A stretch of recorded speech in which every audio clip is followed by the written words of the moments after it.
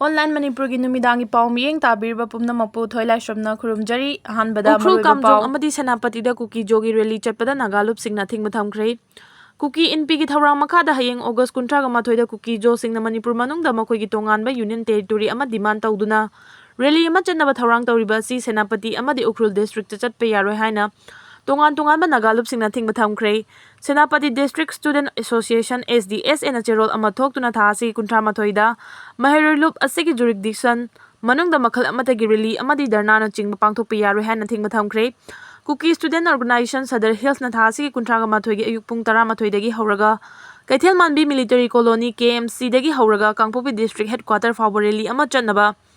lauthokraba matungda SDS ena cherol ama thadoktuna thingba si Thamkhibani SDS na Run for Peace in Manipur haiba pandamda handak the intersport meet ama pangthokhibada ngairingai KSO Sadar Hills na maaki per body oiriba Kuki NP Manipur na makhoigi oiba rally ama silakpada pendaba su fongdorakli Manipur da mamang chahigi May 3 dagi thokliba kanglupki irang asida association asina neutral oina leirakpaga loinana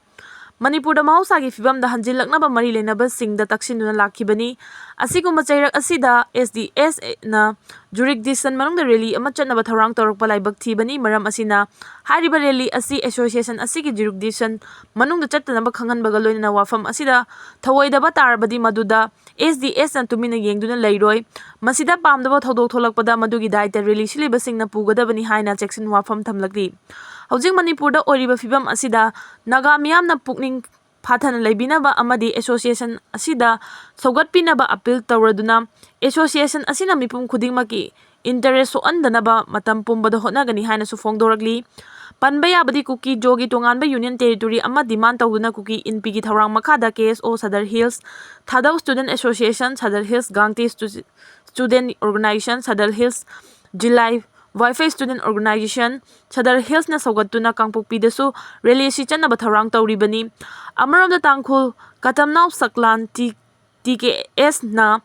thokpa cherol amana loop asigi jurisdiction manungda rally amadi dharna na chingba amata pangthokpa yaroi haina Athingba Thamle August 13 da Kuki jo singna rally ama chatnaba lauthokraba matungda Athingba si leibaga loinana Manipur da ing tapa puraknaba hotnaduna lakli maram asina KSO Ukhrul Kamjong Kuki Women Union Ukhrul Kamjong na hariba rally asi chatnaba tharang tawriba si khudakta handoknaba su akan wafam Thamle asiguma wafam asi thawoidana rally na chingba chatpa tarabadi maduda thorakpa pamdaba thodok pumnamaki daita rally silibasingna pugadabani haina su section wafam Thamle Nakalamaramda Kuki NP Manipur gi thawrang makhada Kuki jogi tonganba union territory ama Manipur manungdagi khaidoktuna pinaba demand tawduna hayeng August 13 da Kuki jo singi oiba rally ama Delhi chanaba thawrang tawriba asi thingbinaba Ras Hit Sabop Pari Sangathan na Delhi Police ki Commissioner da aiba cherol ama piduna taksinkhre tarak update da law and order da akaiba pirakpa sing khudakta fanaba laingak na khangankhre